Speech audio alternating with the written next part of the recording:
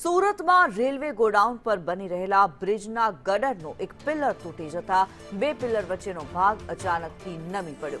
ઘટનાને પગલે સલામતીના ભાગરૂપે નમી પડેલો ભાગ તંત્ર દ્વારા તોડી પાડવામાં આવ્યો. સદનસીબે આ ઘટનામાં કોઈ જાનહાનિ નથી થઈ. જોકે અધિકારીઓનું કહેવું છે કે ડિઝાઇનમાં ફેરફારને કારણે બ્રિજનો ભાગ તોડવામાં આવ્યો અને આ દુર્ઘટના નથી.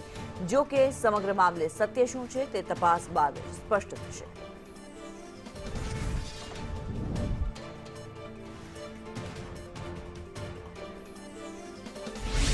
રેલવે ગોડાઉન પરના બ્રિજના ગડરનો એક પિલર તૂટી જતા તેને તોડી પાડવામાં આવ્યો છે. રેલવે ગોડાઉન બ્રિજનો પિલર તૂટ્યો. જે દ્રશ્યો સામે આવી રહ્યા છે આ એક્સક્લુઝિવ રિપોર્ટ અમે આપને દર્શાવી રહ્યા છે. મોટો ભાગ નમી ગયો હતો જેને કારણે તંત્રને તોડી પાડવાની ફરજ પડી. સદનસીબે કોઈ જાનહાનિ નથી થઈ. સુરત રેલવે ગોડાઉન બ્રિજનો પિલર તૂટી પડ્યો હતો. બે પિલર વચ્ચેનો ભાગ એકાએક જ નમી પડ્યો. ત્યારબાદ આ મોટો ભાગ નમી જતા તેને તોડવાની ફરજ પડી.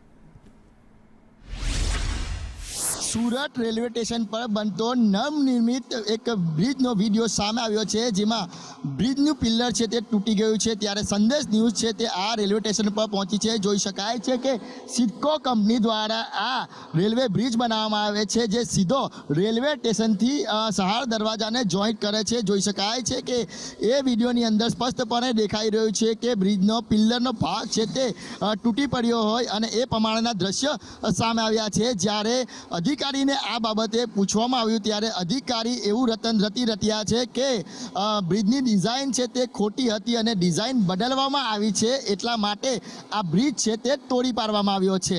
એટલે અનેક સવાલો ઉઠી રહ્યા છે કે કેમ જે ડિઝાઇન છે તે પહેલેથી બરાબર નહીં બનાવી અને આ જે કહેવાય કે 50 થી 60% કામ પૂર્ણ થઈ ગયા બાદ આ પિલ્લર તોડવાની ફરજ પડી.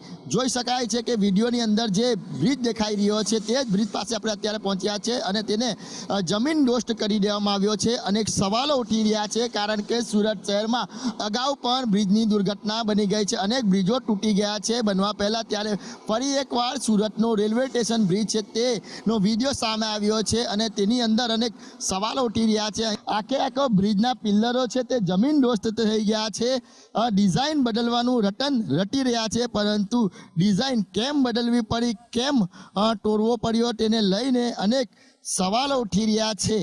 અત્યારે જે કહેવાય કે હવે તપાસની અંદર શું બહાર આવે છે, અધિકારીઓ શું ખુલીને કહે છે તે જોવું રહ્યું. પરંતુ સુરતથી સહારા દરવાજા જતો નવનિર્મિત સિડકો કંપની દ્વારા બનાવવામાં આવેલો બ્રિજ છે તેનો વિડીયો સામે આવ્યો છે અને તે તૂટેલી હાલતમાં જોવા મળી રહ્યો છે, જેને લઈને અનેક સવાલો ઉઠી રહ્યા છે.